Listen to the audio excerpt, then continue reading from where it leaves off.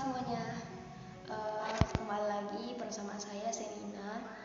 Di sini kali ini video sharing insight part yang keempat, yaitu pertemuan 5 dan 6 dan dalam mata kuliah konseling humanistik dan postmodern. Nah, sebelumnya saya mau mengatakan lagi kalau di sini saya juga masih belajar. Jadi setiap apapun yang saya katakan, ketika ada kesalahan saya mohon maaf karena saya juga masih belajar. Oke, selamat menyimak videonya. Nah, yang pertama sharing insight saya terhadap mata kuliah humanistik. Nah, di situ kita membahas lagi salah satu pendekatan di humanistik, yaitu tentang person center.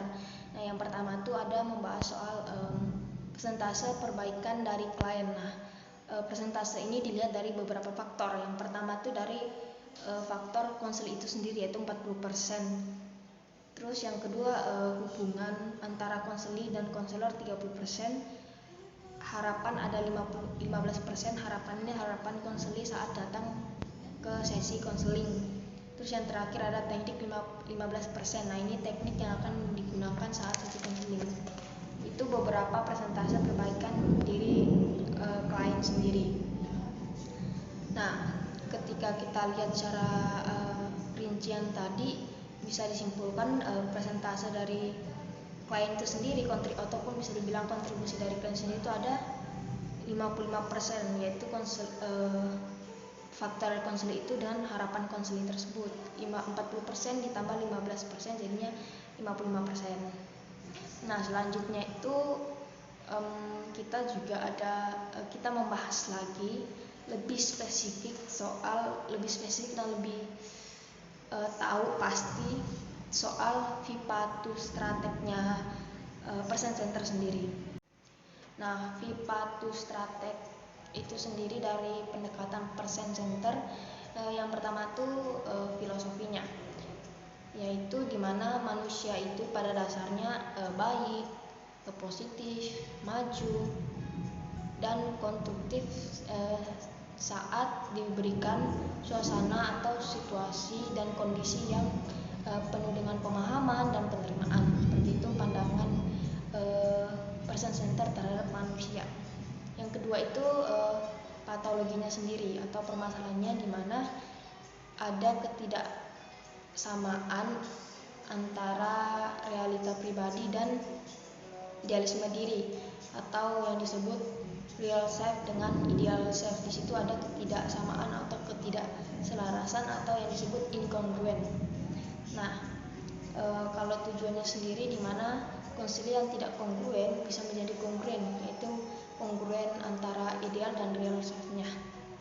Selanjutnya ada tekniknya sendiri. Nah, teknik sendiri ini peran konselor yang sangat besar, di mana konselor mempersiapkan diri agar konselor kongruen, sehingga nantinya bisa mencontohkan pada konseling bentuk penerimaan diri yang baik itu seperti apa. Maka yang berperan besar di person center ini sendiri yaitu konselornya ya. Nah, yang terakhir itu ada tekniknya sendiri dari person center, yaitu disebut three core condition, yaitu kongruen, empati, dan penerimaan tanpa syarat. Itu Vipatu strateg dari person center sendiri. Nah, selanjutnya itu kita juga ada bahas soal istilah dalam person center.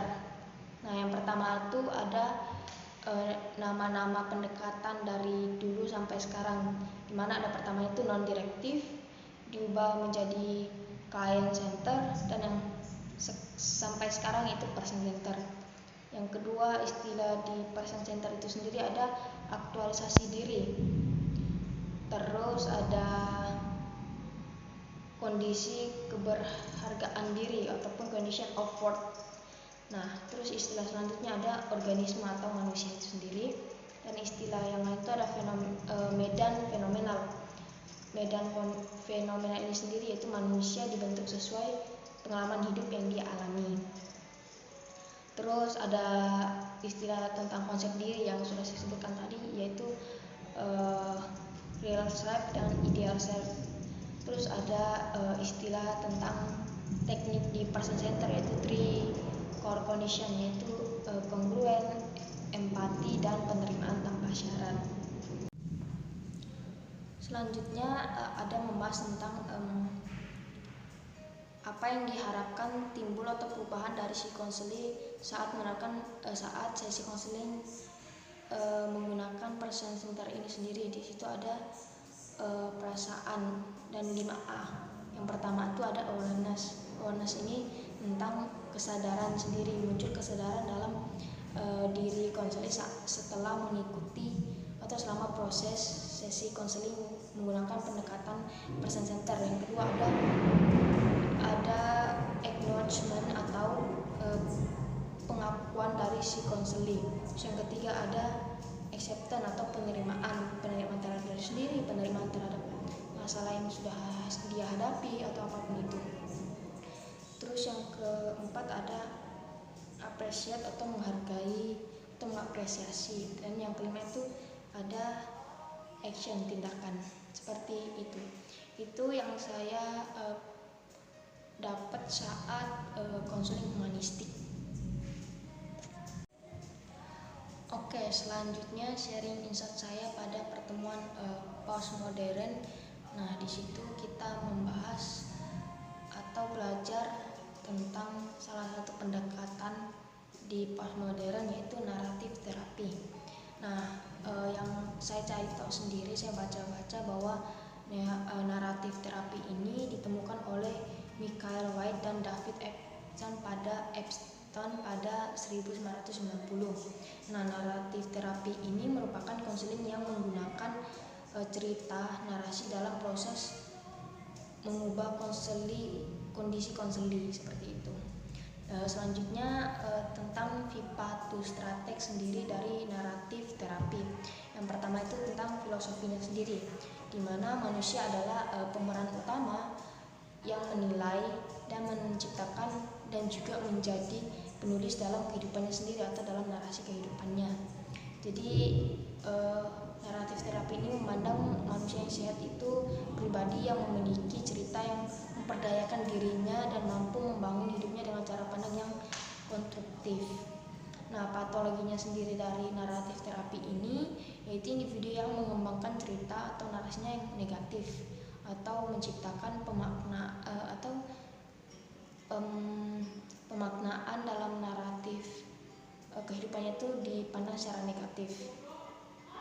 Terus tujuan sendiri dari naratif terapi ini yaitu membantu individu untuk menemukan pemaknaan yang positif dalam narasi kehidupannya. Terus strateginya sendiri itu mempunyai pandangan baru terhadap kehidupan sehingga mampu memandang kehidupan dan mencari makna baru dalam kehidupannya. Nah, kalau teknik sendiri dari naratif terapi ini, yang pertama ada extradition and deconstruction the problem, yaitu untuk membentuk kembali kekuatan naratif dan memisahkan dari pengidentifikasi masalah. Yang kedua ada reatoring atau menulis cerita ulang. Terus ada raising dilema atau memunculkan dilema. Terus yang terakhir teknik dari naratif ada predicting setback atau memprediksi ulang.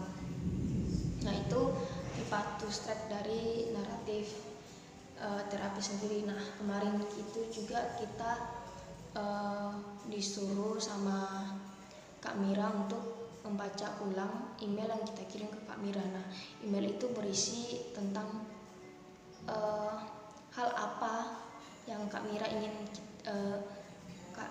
ingin tahu dari kita gitu. Jadi Kak Mira mungkin waktu awal sebelum perkuliahan pertama dimulai mata kuliah Kak Mira suruh menuliskan tentang cerita apa yang ingin kita sampaikan Kak Mira gitu. Jadi itu bisa disimpulkan bahwa kita menulis narasi gitu. Nah, di situ Kak Mira suruh kita membaca ulang dan Kak Mira menyuruh 5 orang maju untuk menceritakan apa yang sudah ia tulis. Nah, kebetulan saya salah satu yang maju ke depan waktu itu. Mungkin saya mau cerita kayak perasaan saya saat sudah cerita tentang apa yang sudah saya tulis itu. Saya sangat bisa dibilang sangat membantu, senang, karena mampu mengeluarkan apa yang belum pernah saya ceritakan ke orang lain. Mungkin sudah pernah tapi tidak semua orang tahu gitu. Nah itu di situ saya saat saya bercerita saya juga jadi bisa sadar juga, ada kesadaran bahwa oh iya saya merasa seperti ini dan sebagainya. Dan rasa-rasa itu saya bisa terima gitu, baik itu rasa senang, rasa sedih, rasa marah, semuanya setelah saya bercerita itu saya bisa menerima semua rasa itu gitu. Dan juga dari setiap cerita-cerita teman-teman itu mungkin di awalnya mereka menceritakan tentang kesedihan mereka atau apa yang mereka hadapi apapun itu, tapi di akhir-akhirnya mereka dapat menyadari gitu pemaknaan yang positif dari setiap cerita yang sudah mereka ceritakan itu.